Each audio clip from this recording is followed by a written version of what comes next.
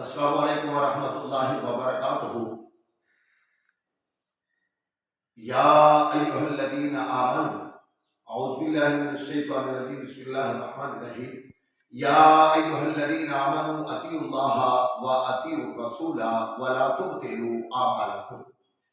اللہ رب الرحمن نے فرمایا ہے، اے ایمان والو، اللہ اور اس کے رسول کی اطاعت و فرما برداری کرو اور اپنے اعمال کو برباد نہ کرو۔ اعمال کی قبولیت کے لیے 4 شرطیں ہیں۔ پہلے نمبر پر توحید کا ہونا ضروری ہے، کیونکہ کلمے کا پہلا جز بھی ہے لا الہ الا اللہ، اللہ کے علاوہ کوئی حاجت روا نہیں، مشکل کشا نہیں، بگڑیاں بنانے والا نہیں، رزق دینے والا نہیں، صرف اکیلا خدا ہی ہے۔ اور نبی علیہ السلام نے بھی کوہ صفا پر چڑھ کر یہی اعلان کیا تھا، یا ایھا الناس قولوا لا الہ الا اللہ تفلحوا تملکوا العرب والعجم۔